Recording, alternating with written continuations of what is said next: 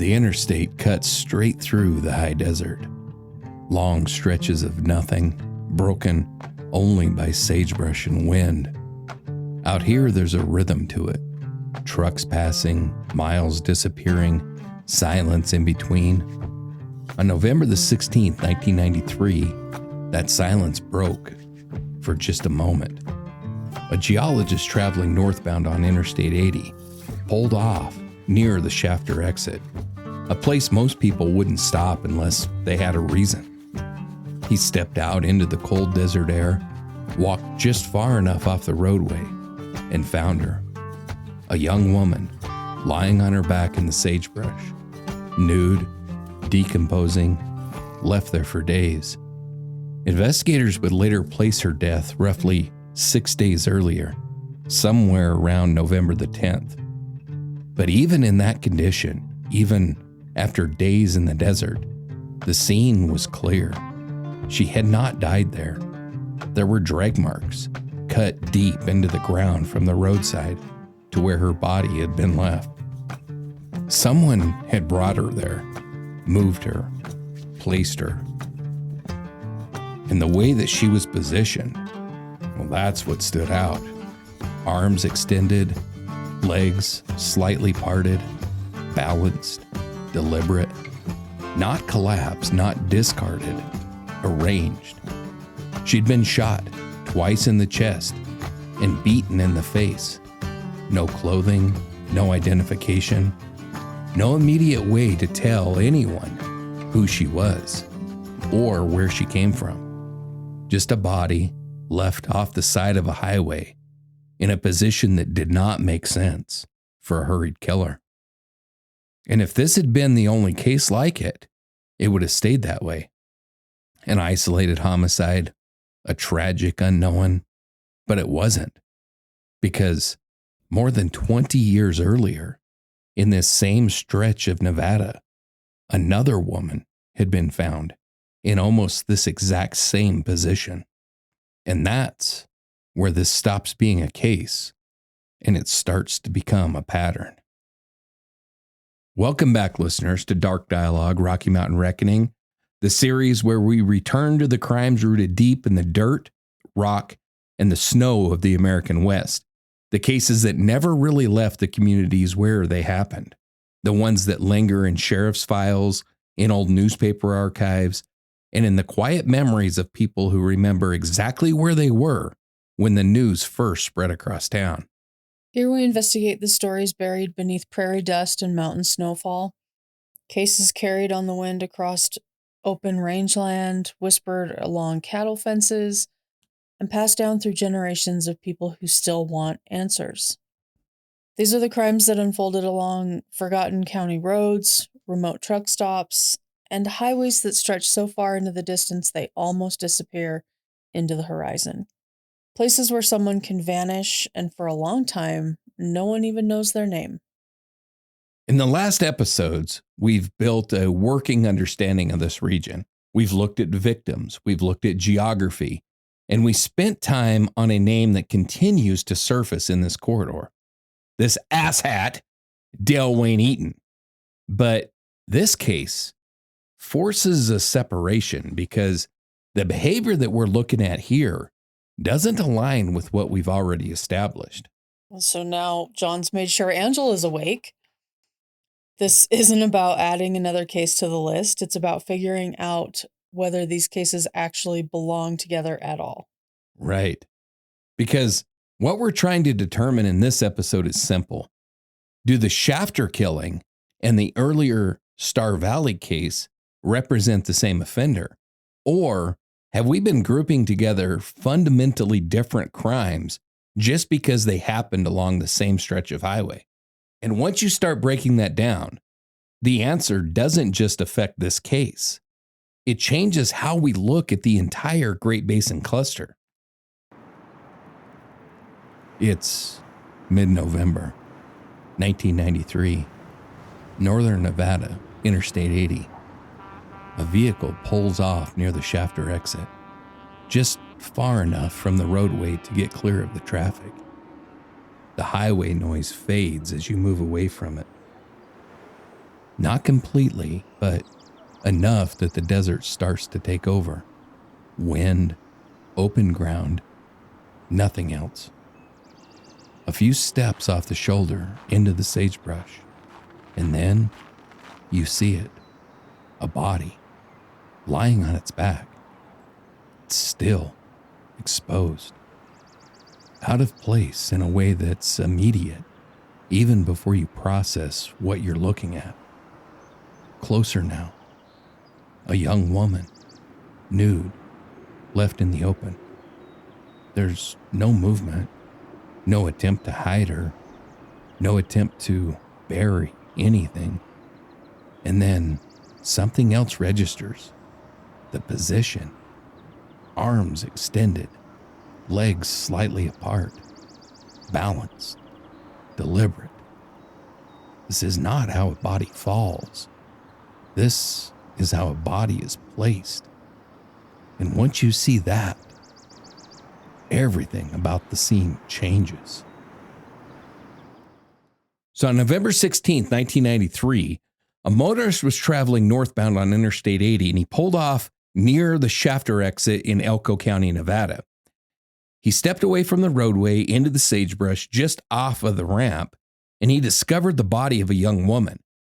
Law enforcement responded to the scene and they confirmed what was immediately apparent. The victim was a female. She was laying nude and in an advanced state of decomposition. So based on the condition alone, she had not been there for long enough to be missed by regular traffic indefinitely, but long enough that identification was not going to be immediate. As investigators began documenting the scene, several details stood out right away. The first, this was not where the homicide occurred.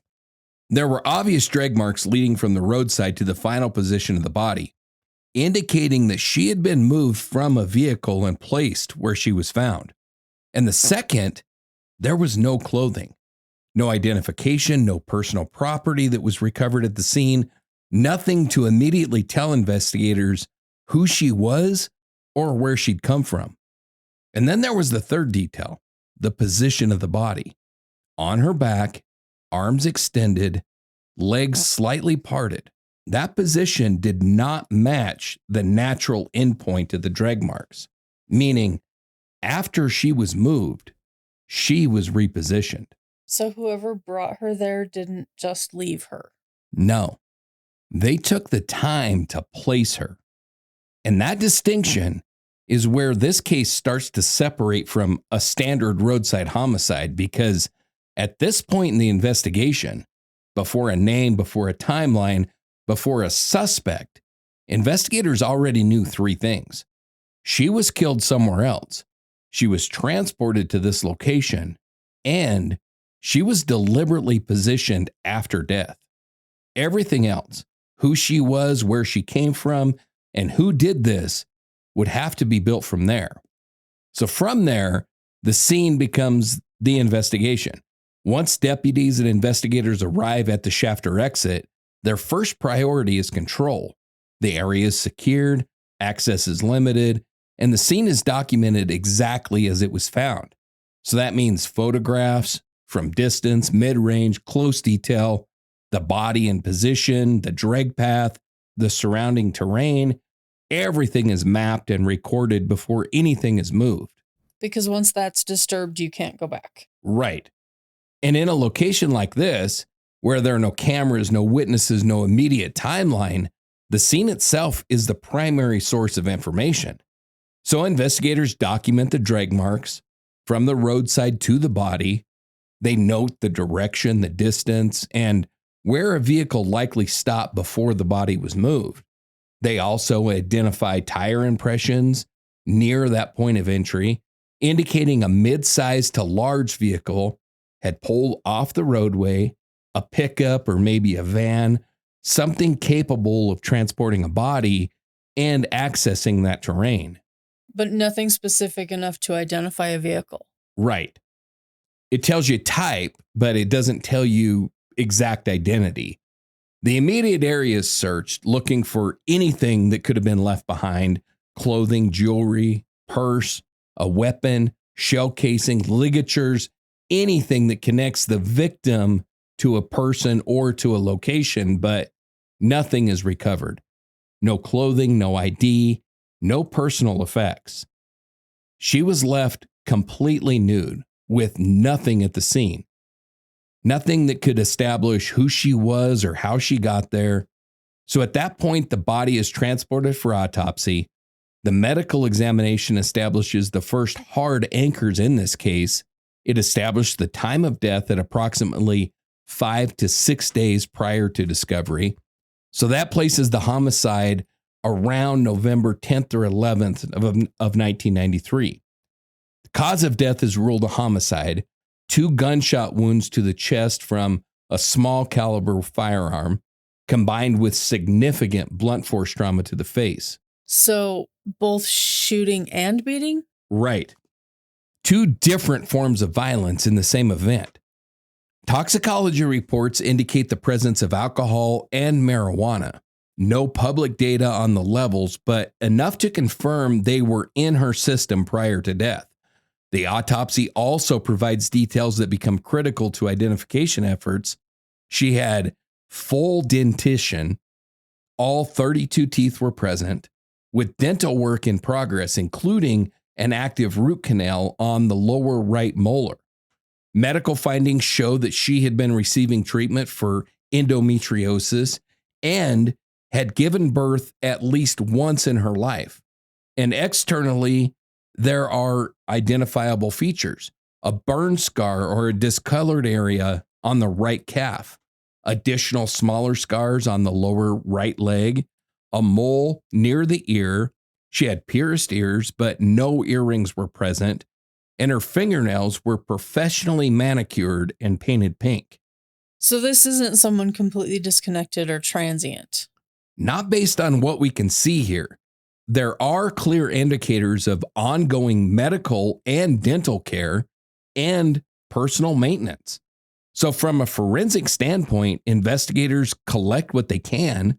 The dental charts are completed and they're entered for comparison.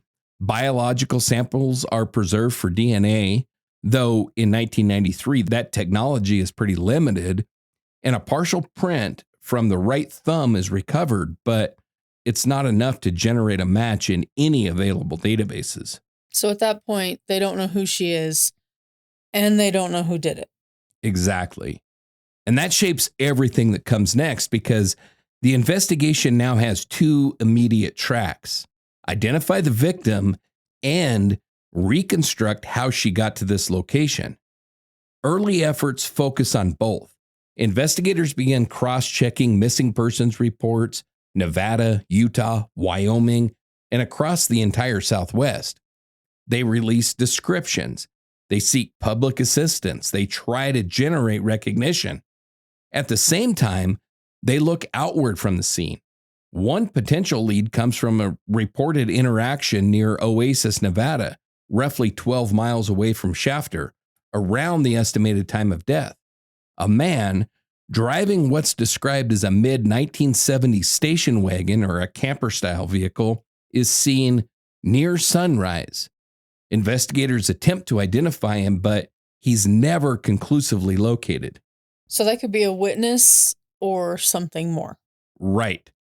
But without identification, this case stays unsolved. And at this stage, that's where the case sits. Like so many cases that we've already covered this season, we have an unidentified victim, a confirmed homicide, a secondary dump site with evidence of transport and staging, and no immediate suspect. Everything that follows builds from that foundation. So at this point in the investigation, everything starts with the same problem. They don't know who she is, but they do have a profile, and that profile matters because it's the only way to start narrowing how she ended up here. The victim is a white female. Most consistent estimates place her in her mid to late 20s, approximately 5'7" to 5'8", around 140 pounds, blonde hair, brown eyes. Even in a decomposed state, there are indicators how she lived. Her fingernails were professionally manicured. Like I said, they were painted pink. Her teeth were in excellent condition with an active root canal in progress. Medical findings show that she had been receiving treatment for endometriosis and had given birth at least once in her life. So she did have access to medical care and dental care. Right. And that's important because it tells you she's not completely disconnected. This is not someone who had no access to systems at all. But at the same time, there's no identification, no clothing, no personal items recovered, and no immediate missing persons matches. So you have two things happening at once: signs of stability and signs of disconnection. Which don't usually go together cleanly. No. And that's where investigators have to start reading between those lines. Later forensic work, specifically isotope analysis, will add another piece. She likely spent most of her life in the American Southwest, areas like Arizona, New Mexico, maybe Southern California, but in the months before her death, she appears to have been living near Afton, Wyoming, roughly the last 7 months or so. So she'd moved. Yeah, and that movement matters because when you start putting this together, you're not looking at a fixed, stable lifestyle. You're looking at someone in transition. Not fully transient, but not firmly anchored either. From a victimology standpoint, that places her in what's typically considered a moderate risk category. So that means she's not constantly exposed to danger, but she's not fully protected either. Exactly. She's mobile, possibly socially disconnected, and moving between locations. So that creates exposure to new environments, new people, and to situations that aren't always stable. And there's also one more factor. Toxicology shows alcohol and marijuana were present in her system. Now, we don't have the levels, so we cannot define impairment, but we can say she was engaged in some form of activity prior to death. So she wasn't just randomly taken off the side of the road. There's no evidence of that at the scene. What this suggests is that she likely had some level of interaction with another person before the homicide occurred. Now, here's where this becomes important because victimology can sometimes explain behavior, why a victim is targeted, why a crime escalated, why certain actions were taken. But in this case, it doesn't explain the staging. Nothing about her specifically, her background, her medical history, her movement, requires or predicts the way that her body was positioned. So that part isn't about her. No, that part is about the offender.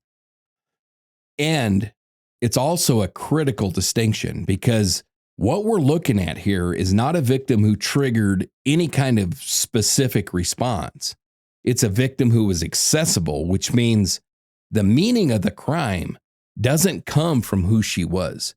It comes from what was done to her. So now the question becomes, what did investigators actually have to work with at Shafter? Because once the scene is processed and the autopsy is complete, what you're left with is the foundation of the case. And in this one, that foundation is pretty limited. So start with the scene itself. This is a secondary location. She was brought here, moved from a vehicle and positioned. That immediately creates a gap because whatever happened, the actual interaction, the violence, the moment of death, all of that occurred somewhere else. So the most important part of the crime is missing from the scene. Right. The primary scene is unknown, which means there's no confirmed location of contact, no confirmed location of assault, no confirmed location of the shooting. Everything that defines the offense happened somewhere that investigators don't have. So now look at what is physically present. There's no clothing, no identification, no personal property, no weapon, no confirmed shell casings at the scene. So nothing tying her to a place or a person. Right. Nothing that immediately connects her to a known environment or a known individual. Even the vehicle evidence, the tire impressions, only gets you so far. It tells you the size, the type, a mid-size to large vehicle, but not the make, the model, the registration, definitely not the owner. From a vehicle standpoint, you're looking at a category, not an identity. And then move forward to the forensic side. Cause of death is established, gunshot wounds to the chest, combined with the blunt force trauma. But beyond that, there are limitations in at least what's publicly available. There's no detailed trajectory analysis that's been released, no confirmed range of fire data, whether those shots were close contact or at a distance. There's no public confirmation of like ligature use or restraint or anything like that. And there's no disclosed trace evidence like fibers, hair, transfer material, nothing that ties her to another location or to another person. So even with an autopsy, there's still a lot that you can't reconstruct. Right. You can confirm death and you can confirm injury, but you cannot fully reconstruct the sequence. So now add in the timeline. We have an estimated time of death, about 5 to 6 days before discovery. But inside that window, there's no confirmed movement, no confirmed sightings, no confirmed contacts. It's a gap. And that gap is where the entire case lives. There is one potential lead, a reported interaction near Oasis, Nevada, about 12 miles away. A man seen around sunrise, driving a mid-1970s station wagon or a camper-style vehicle, but he's never been identified. So that stays a possibility, but not a connection. Right. It never moves beyond that. So when you put all of this together, what investigators actually have is this: an unidentified victim, confirmed homicide, a secondary dump site with evidence of transport and staging. They have a general vehicle type, and a possible but unconfirmed witness. And then a series of critical gaps. There's no primary scene, no confirmed timeline of movement, no identified suspect, and no immediate way to identify the victim. That's the case at Shafter. And that's important because before you start comparing this to anything else, you have to understand exactly how much of the picture is actually missing. So with that in mind, there's one comparison that we need to bring back into this. So earlier this season, actually the very beginning of this season of Rocky Mountain Reckoning, we started in Starr Valley. Another unidentified woman found in Elko County more than 20 years earlier. So we're not going to walk back through that case in full. You can go listen to that episode if you want to, but there are specific elements that are very important here. The victim in Starr Valley was also a young white female. She was found nude in a remote area off the Interstate 80 corridor. Her cause of death, small caliber firearm. Any of this sounding familiar? A little bit. A little bit. Yeah, just a tad. With direct involvement of the head and neck. And most notably, the position of the body. On her back, arms extended, legs parted. The same positioning. Yes, the same positioning. And that's not just something that's been pointed at after the fact. And I will say, when we covered Starr Valley, I made the comment that maybe it's possible that she was just dragged out and dropped and fell into that position. But the more I've researched this, and then now researching into the Shafter case, it is described very clearly as positioning.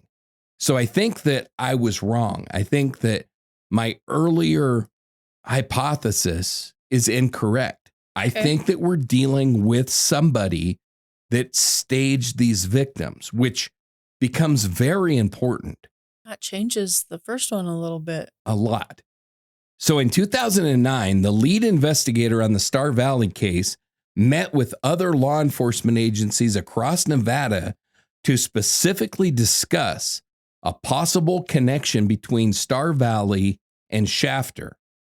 So this isn't just something that people are noticing now, but it was looked at by investigators. Right. This has been on law enforcement's radar. Now, what came out of that meeting has never been made public, so we don't know if they reached a conclusion or simply agreed the similarities were significant enough to keep looking at. But the reason that meeting happened is clear, because when you line these two cases up, you don't just get general similarities. You get a cluster of very specific behaviors. Both victims are young, adult, white females. Both are found nude. Both are found in remote areas of Elko County, Nevada. Both are found near the Interstate 80 corridor. Both are killed with small caliber firearms, and both are left on their backs with their arms extended and legs parted. That doesn't sound like a general similarity. No, it's a very specific one. And that's where this starts to move out of coincidence and into something that needs to be tested, because when you're dealing with pattern, not all similarities carry the same kind of weight. Geography can overlap, and victim type can overlap. Even the method of killing can overlap, but body positioning, especially something so deliberate, so structured, and repeated, well, that's a different conversation. And that's why this comparison matters, not because the cases are close and not because they involve similar victims, but because the behavior, in at least a very critical way, appears to be the same. So now the question becomes, does this behavior align with other cases in this region, or does it separate from them? Because up to this point, it's been common to group these cases all together under one idea. The Great Basin Murders, a series, possibly one offender, operating across the same corridor. But once you start breaking this down by behavior, that assumption does not hold cleanly. Because not all these cases actually look the same. Exactly. I mean, they share geography, but that is not enough. So instead of grouping everything together, we need to separate them by what the offender actually does. Before we keep going, I want to take a second to talk about something that matters beyond the episode itself. At Dark Dialogue, we've built something called the Adopt a Victim program. The goal is simple: to keep attention on the victims themselves, not just the case, and find answers for those stories without them. Because once the headlines fade, most people are forgotten. This is one way to make sure that that doesn't happen. If that's something that you want to be a part of, you can find it on the website along with the rest of the Dark Dialogue network. All right, so let's get back into this. So let's start with what we see in Starr Valley and in Shafter. Both victims are left exposed. They're not buried, they're not hidden, they're placed where they can be found. Both are found nude, with no attempt to return clothing or reconstruct a normal appearance. Both involve small caliber firearms, and both show direct violence to the head or the face. And both are deliberately positioned. So those cases are doing the same thing. In the ways that matter, yeah, they are. Now compare that to other cases in the same region. You start to see a different pattern. Victims are concealed, buried, covered, or in some cases burned. The focus shifts away from display and toward removal. From an investigative standpoint, those are opposite priorities. One offender is leaving a body to be found. The other is trying to prevent that entirely. So they're not variations of the same behavior. They're doing completely different things. Right. And that's the point where this starts to separate, because if you have one set of cases where the body is exposed, staged, and positioned, and another set where the body is hidden, destroyed, or concealed, then you're not looking at one consistent offender pattern. You're looking at least two. So now this is where asshat number one, Dale Wayne, the piece of shit Eaton, comes back into this conversation, because we've already established what his confirmed behavior looks like. He focuses on control, extended interaction, and ultimately concealment. The body is not staged. It's not displayed. It is removed from view. So that lines up with the concealment cases. It does. But it does not line up with what we're seeing at Shafter or in Starr Valley, which pisses me the hell off. And I wanted so bad, because I know the son of a bitch was in Nevada in 1993. He just happened to come back to Nevada. And then we happened to have another body. I felt sure that he was, but it doesn't fit. I'm sorry. It just doesn't fit with him. Those cases. I'm so sorry. Well, I mean, it just is being honest and being non-biased, as much as I want to be biased. He has plenty on his conscience to have gone to hell for. But when we look at Shafter and when we look at Starr Valley, those two cases are doing something very different. Those bodies are not hidden. They're arranged. And that distinction, it just matters. It has to matter. I can't get past it. And it changes how these cases group together. Instead of one series, you now have two very distinct behavioral tracks. On one, where the offender conceals, removes, and avoids detection. And then on the second one, where the offender stages, exposes, and leaves the body in a specific position. So the connection isn't geography anymore, it's behavior. Unfortunately. I'm sorry. Yes. And once you separate it that way, Shafter and Starr Valley don't just fit together. They totally stand apart. And that really changes the question, because now we're not asking, is this part of the same series? We're forced to ask which cases actually belong together and which ones never did. So then I was forced, in my insanity, to take that framework that I freaking come across and didn't want to come across, and I'm pissed off about it. But I had to take that framework. I had to apply it across these cases, and it really makes the groupings become a lot clearer.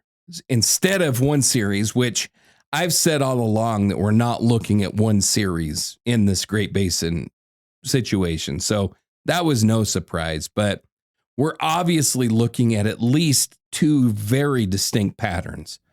And the first pattern is what we've been working through here. We've got Starr Valley and Shafter. Cases where the victim is left exposed, not concealed, is found nude, and is deliberately positioned. That combination, especially that positioning, is not at all common. Matter of fact, It is extraordinarily rare. Yeah. It's very structured. It's repeatable. It appears in both of these cases, and it happens in the exact same geographic region.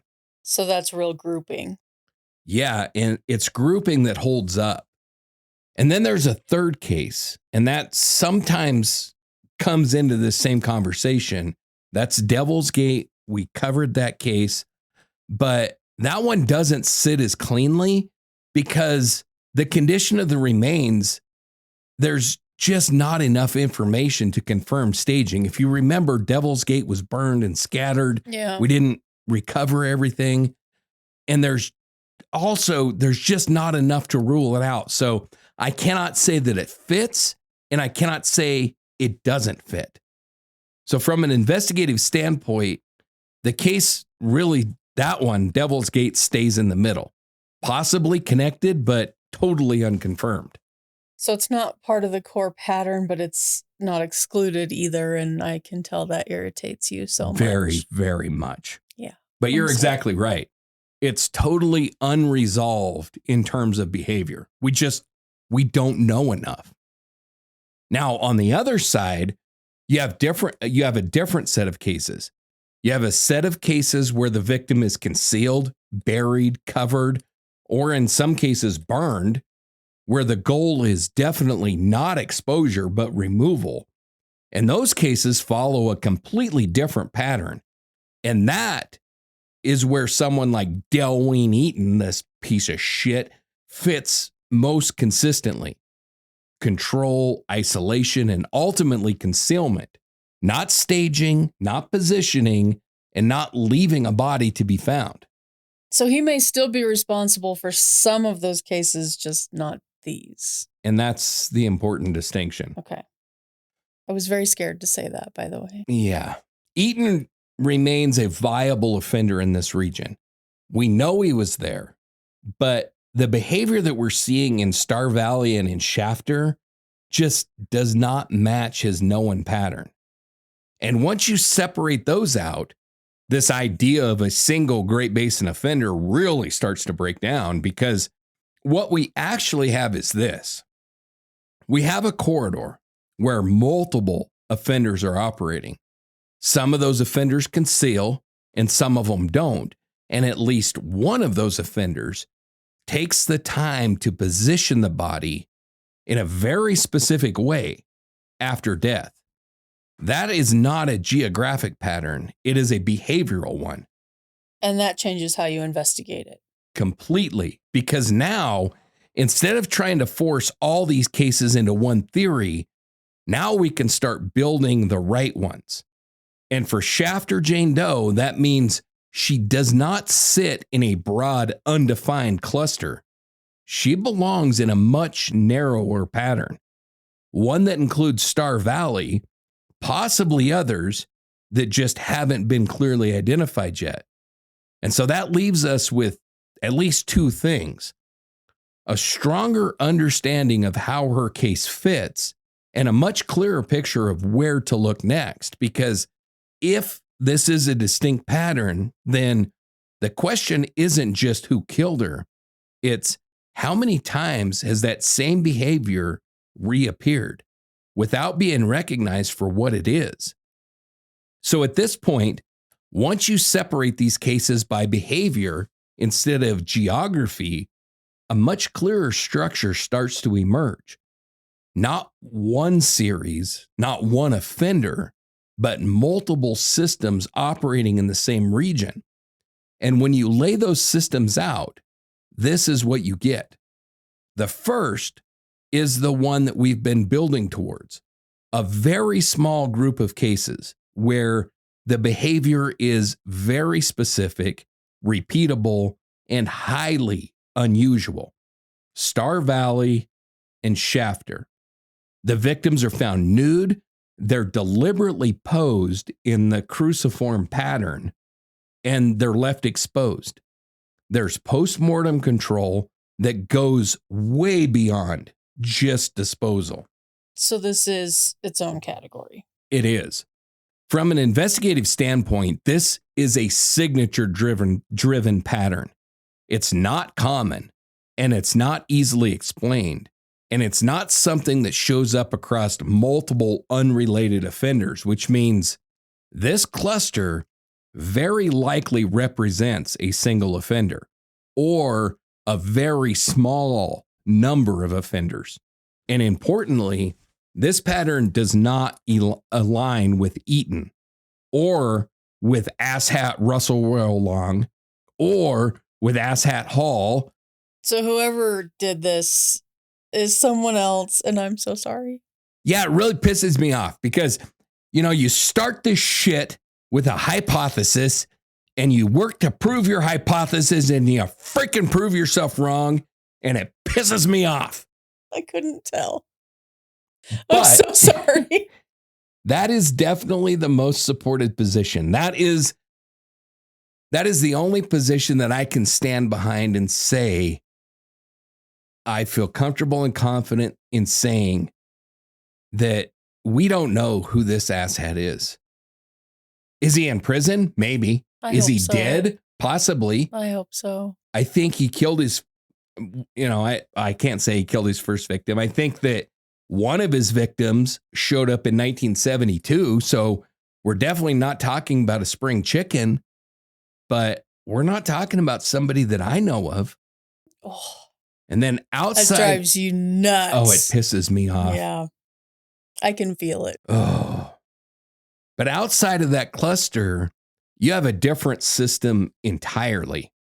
Cases that are tied to movement, to highways, to mobility. But even within that, it's not one pattern. It breaks down further.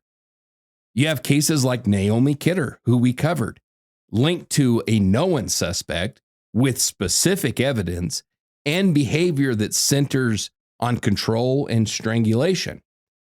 That's a suspect-anchored case, not a template for the rest. Then you have cases like Belinda May Grantham, where the victim is last seen at an event, and the offender uses control, binding, and disposal away from that location. Different acquisition, different structure. So even within the highway idea, they're not all the same. Not even close. And then we have cases like Janelle Johnson, where the victim is moved a significant distance away from that main transportation corridor. I mean, she was found over 100 miles away from any interstate, which suggests an offender who's at least comfortable operating outside of the highway system entirely. And then there's others where concealment becomes the priority. Burial, burning, remote skeletal recovery, cases like Devil's Gate, Thousand Springs. Those offenders are doing something very specific, and they're trying to prevent the body from ever being found, which is exactly the opposite of what we're seeing in Shafter and in Starr Valley. So those don't belong with the staging cases at all? No, they belong to a completely different behavioral track. And then separate from all of that, you have cases that never show mobility at all. Victims last seen at home in local environments with no indication that they were transported along any kind of highway corridors. And those cases likely involve local offenders and not highway predators. So when you step back and you look at all of this together, you're not looking at any kind of a single series. You're not even looking at a small list of little series. Series I? You're looking at an environment. And it's an environment where multiple offenders with different methods, different priorities, and different behaviors are all operating at the same time. And they've been getting grouped together just because of where they happened. Right. And that's where the problem is, because when you group unlike cases together, you don't just blur the pattern, you lose it entirely. And for Shafter Jane Doe, that really matters, because when you remove everything that doesn't match, what's left is a very narrow, very specific pattern, one that does not belong to any known offender in this region.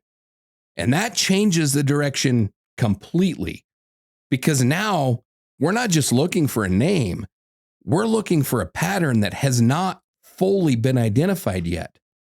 What this episode really establishes is a structural shift. Shafter Jane Doe is not just another case along the I-80 corridor. When you break it down by the evidence, by the behavior, and by what actually holds up here, she doesn't fit cleanly, not into the patterns that we've already identified. She does not align with concealment-focused offenders. She doesn't align with control-driven, extended interaction cases like Asshat Eaton. And she doesn't align with any known offender that we've covered so far this region, and we've covered a shit ton. Yeah. What she does align with is a very narrow and very specific pattern, one that includes Starr Valley, and one that is defined by staging, by exposure, and by deliberate postmortem positioning. That pattern is not broad. And let me tell you, it's not common, because I look. I believe you. And it's not explained by victimology at all. And that means the meaning of this crime doesn't come at all from who she was. It comes from what was done to her. And so once you isolate that, then you're left with something that stands apart from everything else in this region. A totally separate behavioral track, a separate offender, and a pattern that has not yet been fully identified. So unfortunately, instead of narrowing the field, this actually opens a different one. Yeah, it does. Because now the question isn't just who killed Shafter Jane Doe, it's where else has this same behavior existed, and whether we've missed it by trying to force these cases together or not. And that's where this moves next, because not every case in this region fits cleanly into any one category. Some of them sit in the middle. Some lack enough information to even be able to fully classify them. And some may look similar on the surface, but they break down under closer examination. And that is this whole Elko cluster. They really break down into, I mean, you find all of these Elko County Jane Does in one area and you think, oh, we've got an asshat. And Dale Wayne Eaton's been in this area at exactly these times. He's our asshat. Mm. But when you really start digging into it, it doesn't look like that, which is creepy and scary and pisses me off. It's one of his fraternity brothers. Something. So in the next episode, we're going to take a look at 3 of those cases because, again, we have very limited information. So we're going to look at Tina Sherry Snell, Fox Park Jane Doe, and Tanya Tinsky. And we're going to test them the same way, not by where they occurred, but by what actually holds up when you put them under pressure. Because if this structure is correct, then those cases are either going to align or they're not. And so that's how we're going to move this forward. Now, before we close this out, we're going to do something that we always do, because while this has been an investigation, it is still a person at the center of it. This is a woman who had a life, who moved, who made decisions, who existed in the same world as everyone that's listening to this right now. And for more than 30 years, she's been known only by where she was found, but not here, because here she has a name, and that name that Dark Dialogue is giving her, with some help from the J.J. Hawk Band, is Bree. So this is Bree by the J.J. Hawk Band, and this is Shafter Jane Doe, Bree.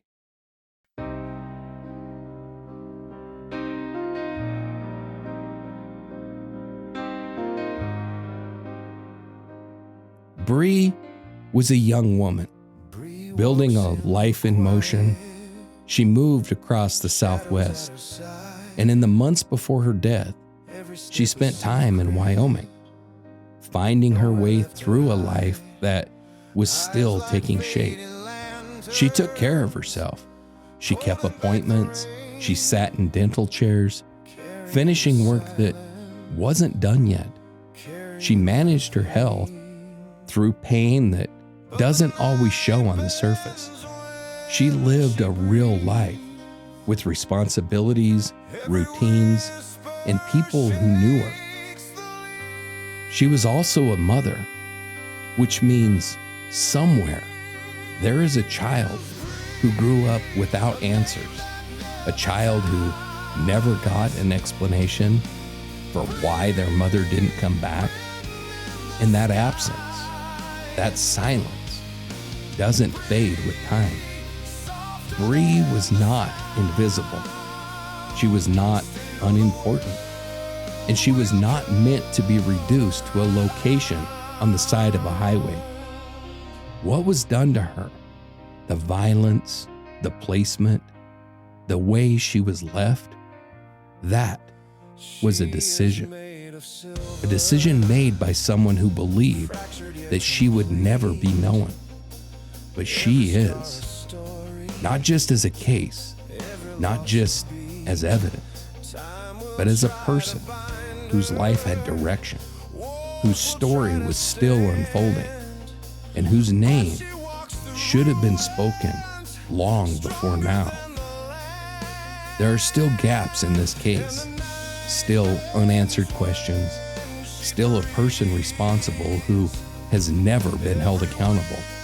And until that changes, this is not finished. Bree deserved more than a file. She deserves truth. She deserves accountability. And she deserves to be remembered for more than the way that her life ended.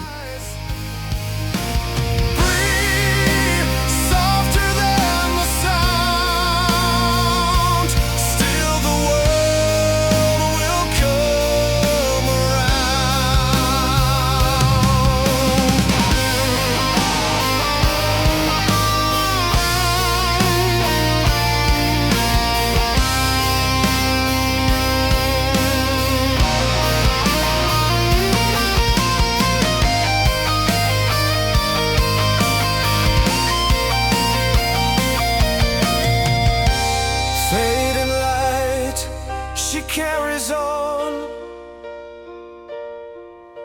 through the dark, her voice is song.